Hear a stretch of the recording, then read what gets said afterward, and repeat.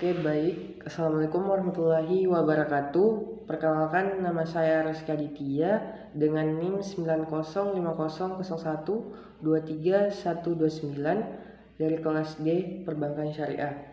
Di sini saya akan menjelaskan tentang pemahaman materi dari materi kedua, yaitu konsep dasar ekonomi makro Islam. Jadi, pengertian dari ekonomi Islam adalah ilmu yang mempelajari aktivitas ekonomi berdasarkan prinsip-prinsip Islam dengan tujuan mencapai kesejahteraan dunia dan akhirat. Nah, berikut adalah beberapa pengertian dari ahli dari ekonomi Islam. Yang pertama dari SM Hananuzaman, yaitu ekonomi Islam adalah pengetahuan tentang penerapan perintah-perintah dan tata cara yang ditetapkan oleh syariah dalam rangka mencegah ketidakadilan dalam penggalian dan penggunaan sumber daya material. Tujuannya yaitu untuk masyarakat dan Allah Subhanahu wa taala. Yang kedua menurut ahli yaitu M.A. Manan, yaitu ekonomi Islam adalah ilmu pengetahuan sosial yang mempelajari masalah ekonomi masyarakat yang diilhami oleh nilai-nilai syariah. Nah, dari kedua pemahaman di atas dapat disimpulkan bahwa ekonomi Islam adalah ilmu yang mempelajari bagaimana manusia memenuhi kebutuhan sesuai dengan prinsip-prinsip syariah dengan tujuan mencapai kesejahteraan atau falah di dunia dan akhirat. Oke, pembahasan kedua yaitu tentang konsep kunci dalam ekonomi Islam atau falah. Jadi falah adalah konsep kesejahteraan yang tidak hanya mencakup aspek material tetapi juga spiritual dalam ekonomi Islam. Falah dicapai melalui kepatuhan kepada hukum-hukum Islam dan keseimbangan antara kehidupan dunia dan akhirat. Yang ketiga tentang perbandingan sistem ekonomi. Nah, ada beberapa aspek. Yang pertama tentang kepemilikan.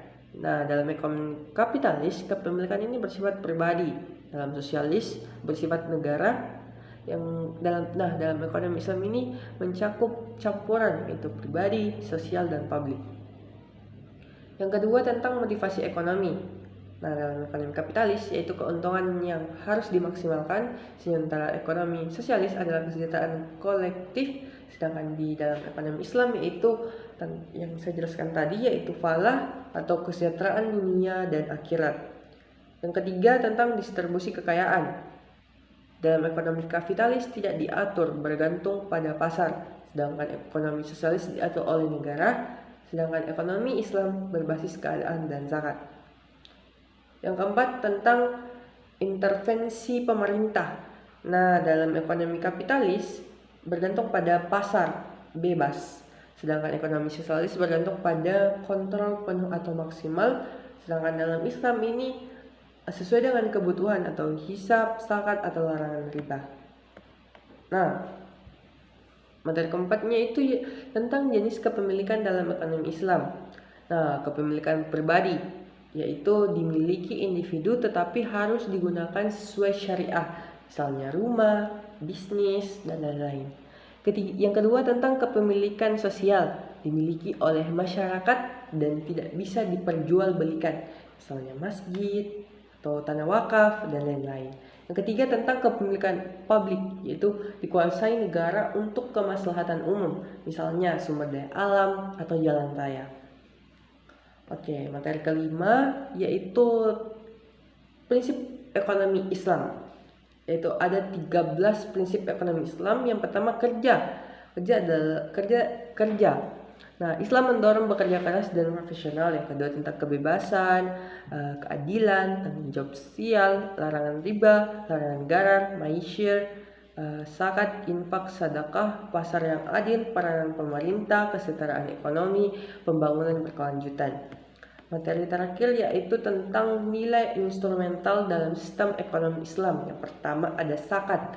Nah, zakat ini adalah instrumen distribusi kekayaan untuk mengurangi kesenjangan sosial. Yang kedua, larangan riba, menghindari eksploitasi dalam transaksi keuangan. Ketiga yaitu kerjasama ekonomi, menerapkan akad syariah seperti mudharabah dan musyarakah. Yang keempat adalah jaminan sosial. Islam mengajarkan adanya perlindungan sosial bagi yang kurang mampu. Yang terakhir ada peranan pemerintah. Nah, negara bertanggung jawab dalam memastikan keadilan ekonomi dan menguasai pasar hingga menegakkan aturan Islam. Demikian hasil yang dapat saya tangkap dari pertemuan kedua yaitu konsep dasar ekonomi makro Islam. Terima kasih. Wassalamualaikum warahmatullahi wabarakatuh.